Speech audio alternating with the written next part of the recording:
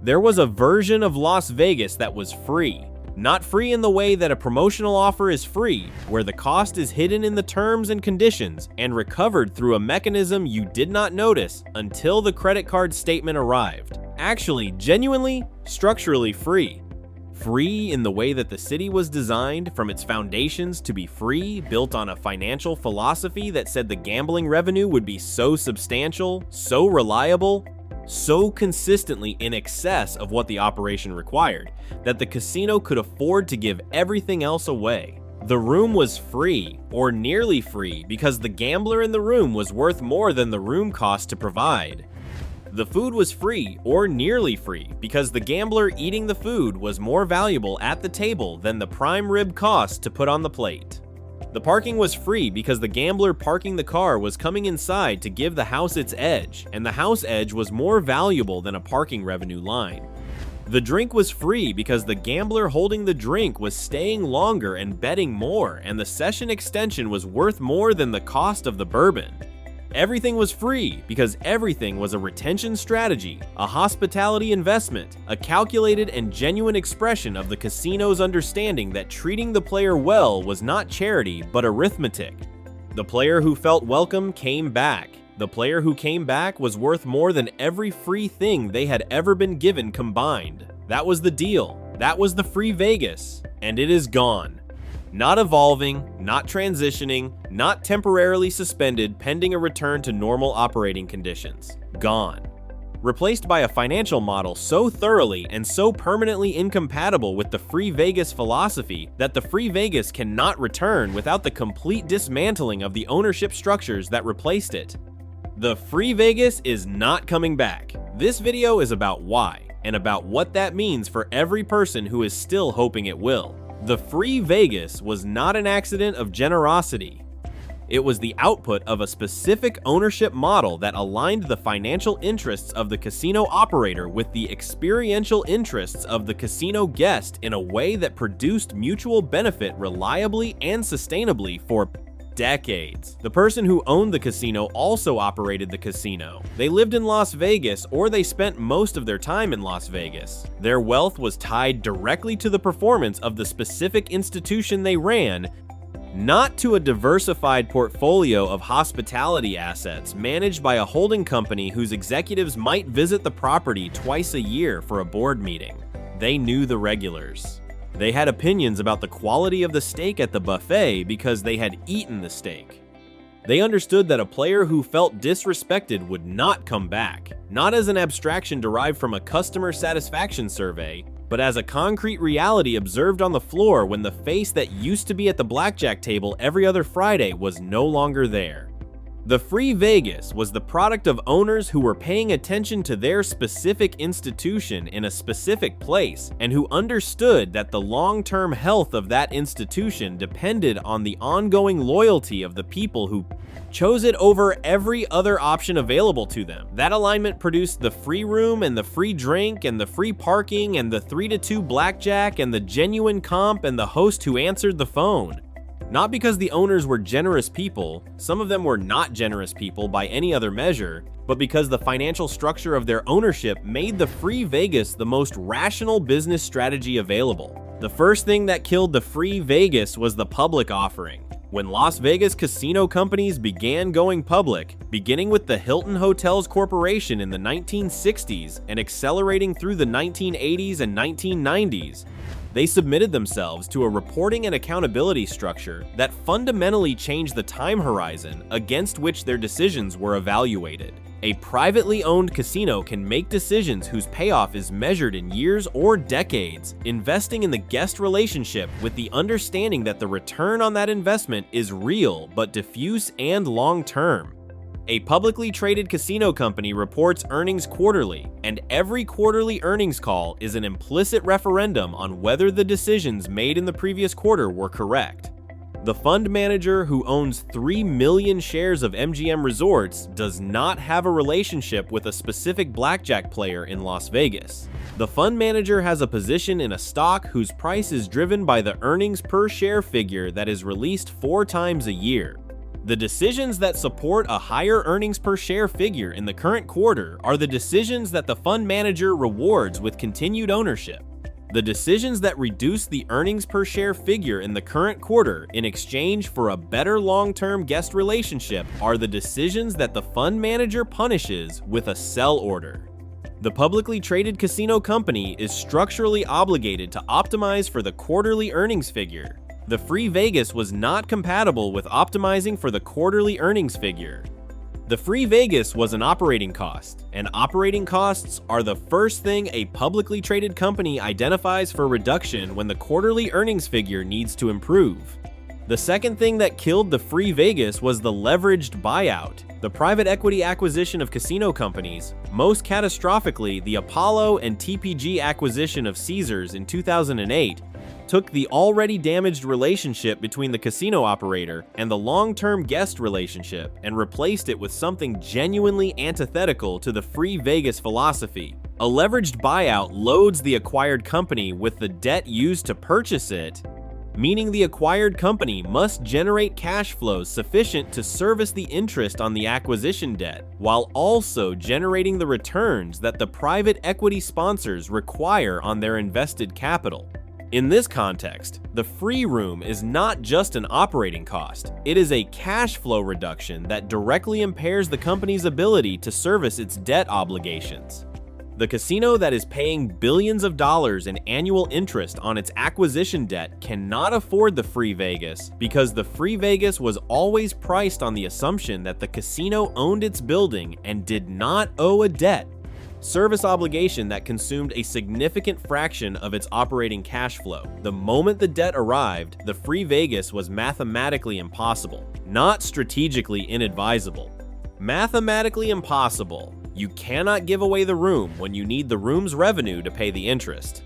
The third thing that killed the Free Vegas was the Real Estate Investment Trust. The REIT transaction, executed by MGM Resorts in 2016 and replicated in various forms across the industry, converted the casino company from an institution that owned its physical assets into a tenant that leased them.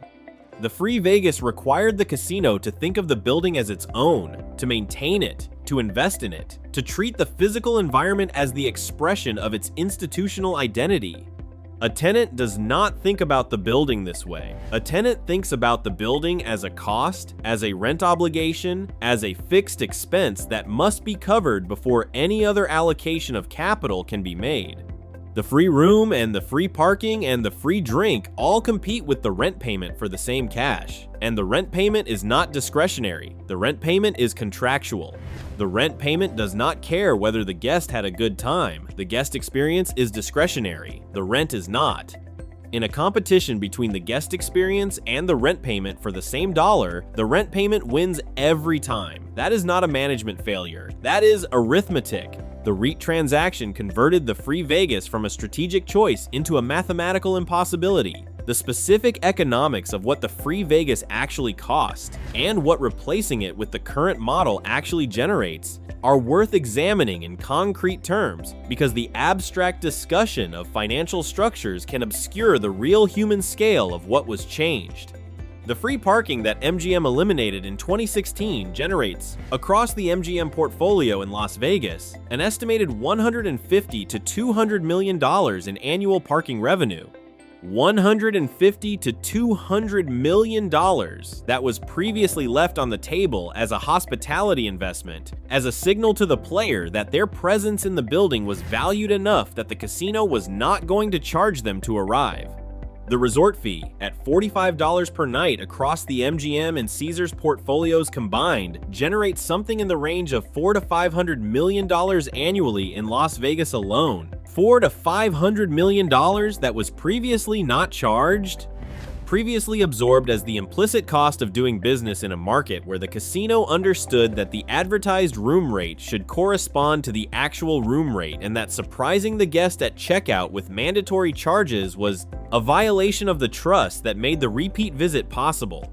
The free play and the comp room that were reduced as part of the loyalty program restructuring saved each company hundreds of millions of dollars annually in foregone costs. The 6 to 5 blackjack rule change applied across the main floors of both companies' strip properties generates an additional theoretical hold increase equivalent to several $100 million annually compared to the 3-to-2 rules they replaced. Add it up.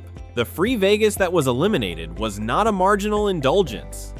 It was a multi-billion-dollar annual operating philosophy that the current ownership structures converted into multi-billion-dollar annual revenue and cost reduction measures and reported to shareholders as margin improvement. The player who experienced the free Vegas and who is now experiencing its replacement can feel the difference even if they cannot always articulate the financial mechanics that produced it. They can feel it in the specific quality of attention they receive when they walk into the building. In the free Vegas, the building was glad you were there. Not performatively glad, not scripted welcome to the property glad, but operationally glad, structurally glad. Glad in the specific sense that the entire financial model of the institution was built around the value of your continued presence and expressed that value through every interaction you had with the building. The room was cheap because you were valuable. The drink was free because you were valuable. The host called you back because you were valuable. The comp dinner arrived because you were valuable. The value was communicated constantly and consistently and in material form, in money not spent, in doors opened, in expectations exceeded, in the specific, irreplaceable feeling of being somewhere that was designed around the possibility of your enjoyment. That quality is gone. The building is no longer glad you are there in the operational sense. The building needs your resort fee to service its rent obligation, and it will charge it regardless of whether your presence generates any genuine gladness in any human being employed by the institution. You are a revenue event. The building processes revenue events continuously. Your revenue event is indistinguishable from every other revenue event. The gladness is not there because the financial structure that generated the gladness was replaced by a financial structure that has no mechanism for gladness and no incentive to generate it. The generational dimension of the free Vegas loss is the one that is least discussed and most consequential for the long-term health of Las Vegas as an institution. The free Vegas created customers across generations through a mechanism that the current model has completely disrupted. The middle-class family that came to Las Vegas in 1988 on a budget that worked because the room was $40 and the buffet was $8 and the parking was free came back in 1992 and brought slightly older children and slightly more disposable income. They came back in 1996 and the children were young adults who were experiencing their first real Las Vegas trip with money of their own. They came back in 2001 and the children came separately with their own partners, making their own memories in the same institution their parents had made memories in. The free Vegas created a multi-generational customer relationship that reproduced itself across decades because the economics were accessible at every stage of the family life cycle, and the institution rewarded continued loyalty with continued generosity. The family that arrives in Las Vegas today and encounters a resort fee on a room they thought cost $99 does not have this experience. They have the experience of being surprised by a hidden charge in a building they were trying to afford.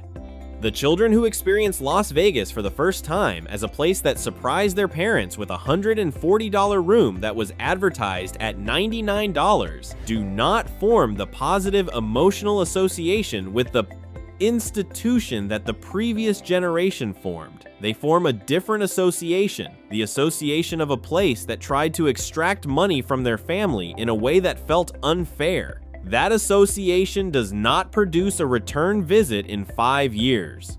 It produces a conversation between friends in which Las Vegas is described as a ripoff, and that conversation is the word of mouth that the industry's billion-dollar marketing budget is currently losing to. The workers who built the free Vegas are the other casualty of its elimination, and their story has been told across multiple videos in this series without yet being fully connected to the philosophical loss of the free Vegas itself. The free Vegas required a specific kind of worker, not just a skilled worker in the technical sense, though many of the jobs on a casino floor require genuine technical skill. A worker who understood that their job was the delivery mechanism for a hospitality philosophy, who had been trained to see their specific role, whether dealer or host or server or cage cashier or pit boss, as a component of a system designed to make the guest feel valued and welcome and glad they came. The Free Vegas invested in these workers because the workers were the Free Vegas. The comp dinner that arrived at the table was not just food, it was the physical expression of a relationship that the host managed, and the kitchen prepared, and the server delivered, and the manager approved, all of them acting as agents of an institutional commitment to the guest's experience. When the financial structures changed and the comp dinner became a cost to be minimized, and the host became a position to be eliminated, and the server became a variable in a labor cost calculation, the workers who had built their professional identities around delivering the Free Vegas found that the institution they worked for no longer valued what they knew how to do. The hospitality knowledge accumulated over careers in the Free Vegas era is not needed in the current model. It is not needed because the current model does not deliver hospitality. It delivers transactions. Transactions can be managed by younger, cheaper, less experienced workers following standardized processes, and that is exactly what replaced the people who knew how to make a guest feel like the building was glad they were there. The physical evidence of the Free Vegas, the infrastructure that the Free Vegas philosophy produced, and that the current model is systematically dismantling is visible to anyone who knows what to look for. The large, comfortable sportsbook with hundreds of seats and comprehensive screen coverage was the Free Vegas's gift to the sports bettor. A room that cost the casino money to operate and that generated its return through the action placed and the time spent and the ancillary spending produced by keeping the bettor in the building in a comfortable, enjoyable environment. It is being replaced by a reservation system with a $250 minimum. The all-you-can-eat buffet was the Free Vegas's most literal expression of abundance, a room designed to communicate the casino's philosophy in the most direct possible culinary language. And it has been closed at most, strip properties, and replaced by food halls where every item is individually priced at the maximum the captive market will bear. The coin room where the slot player could exchange their winnings for cash without a fee was a service, a small but genuine service that said the casino understood the player had just given it money through the house edge and was not going to charge them additionally to access the money they had not yet lost. It is gone. The cash itself is increasingly gone, replaced by Tito systems that route the player's winnings back through a voucher that must be redeemed at a kiosk, adding friction to the exit and extending the time between winning and leaving. Every piece of infrastructure that the Free Vegas built in service of the player's comfort and convenience has been examined by the current ownership structures and evaluated against the revenue it could generate if monetized. Most of it has been monetized. The reason the Free Vegas is never coming back is not that the people running Las Vegas casinos are uniquely or irredeemably bad at their jobs. Several of them are extremely good at their jobs, defined as the job of maximizing the return on invested capital in a leveraged, rent-obligated, publicly traded hospitality company. The reason the Free Vegas is never coming back is that the conditions under which the Free Vegas was possible no longer exist and cannot be recreated without a complete restructuring of the ownership of the Las Vegas Strip. The Free Vegas required casino operators who owned their buildings outright, who carried manageable debt, who were accountable to a long-term relationship with their customer base rather than to a quarterly earnings call, and who had the financial flexibility to invest in the guest experience as a retention strategy, rather than being required to convert every potential guest expenditure into a direct revenue line. None of those conditions exist on the Las Vegas Strip today, and there is no mechanism by which they could be re-established without the unwinding of the REIT transactions, the liquidation of the leveraged buyout debt, the conversion of the publicly traded companies back to private ownership, and the replacement of the entire management culture that the financial engineering era produced. That is not going to happen. The institutional arrangements of the current Las Vegas are permanent in all practical senses of the word, and the Free Vegas is therefore permanently gone from the Strip in all practical senses of the word. What is not permanently gone is the philosophy. The Free Vegas was a philosophy before it was an institution, and the philosophy did not disappear when the institution abandoned it. It relocated, exactly as the channel's first and most watched video described. It relocated to Reno and to Atlantic City and to Laughlin and to Biloxi and to New Orleans and to the locals casinos in the valley that still operate on the financial model that makes the free Vegas possible because they still own their buildings and carry manageable debt and are accountable to a customer base they see every week, rather than to a shareholder who monitors their earnings per share from a portfolio management system in a different state. The $5 blackjack table at the Peppermill in Reno is the free Vegas. The genuine comp program at the Beau Rivage in Biloxi is the free Vegas.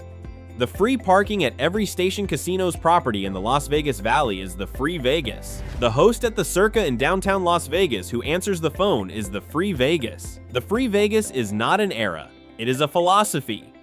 And the philosophy is practiced every day by operators who are not on the Strip and who understand that the financial model that makes the philosophy possible is the financial model that should never have been abandoned on the Strip in the first place. The operators who still practice it are not doing so out of nostalgia. They are doing so because it works. Station Casino's record quarter in 2025, achieved while the Strip was posting its worst visitor numbers since the pandemic, is the proof. The free Vegas philosophy, applied to an operator with the right financial structure, still works. It produces loyal customers and repeat visits and word of mouth, and a business that grows while its competitors decline. The Strip abandoned the philosophy that was producing those outcomes and replaced it with a financial structure that produces better quarterly earnings and worse long-term results. The results are in. The quarterly earnings were better for a while. The long-term results are a 7.5% visitor decline, and a mayor on television begging Canadians to come back, and a Reddit thread with 4,000 upvotes titled "Dear Las Vegas," where people who loved the city are, explaining in specific, patient, heartbroken detail why they stopped coming. The free Vegas is never coming back to the Strip. That is the honest answer, and it deserves to be said without hedging. The billion-dollar marketing budget will not bring it back. The Formula One sponsorship will not bring it back. The celebrity residencies and the sports franchise partnerships and the Sphere's exterior LED display will not bring it back. The occasional promotional room discount offered during a slow week will not bring it back. Nothing will bring it back to the Strip because nothing can change the fundamental financial architecture that makes the free Vegas impossible within the current ownership structure. What can change, what is already changing, is where the free Vegas lives and who is benefiting from it. The players who understand what happened and who have redirected their spending to the operators who still practice the philosophy are not mourning the free Vegas. They are living it in Reno, in Biloxi, in Laughlin, in downtown Las Vegas, in every market where the financial conditions that made the free Vegas possible still exist, and the operators in those markets are smart enough to take advantage of them. The free Vegas that everyone loved is never coming back to where it used to be. It is already somewhere else. The question is whether you know where to find it. If you have been watching this channel, you do. Go there, give those operators your loyalty and your action and your business. They earned it by being the only people in the casino industry who kept the promise that built this industry in the first place. The Strip broke the promise, the alternatives kept it. That is the entire story. It has always been the entire story. And the only ending that forces anything to change is the one where enough people know the story and act on it that the revenue consequences become impossible for the Strip to explain away on a quarterly earnings call as temporary headwinds. The headwinds are not temporary, they are the market. The market is telling Las Vegas what it told every institution that confused its customers with its captives. You cannot keep charging for something you stop providing. Eventually, the people paying notice. They have noticed. The free Vegas is gone from the Strip. It is alive everywhere else. Go find it.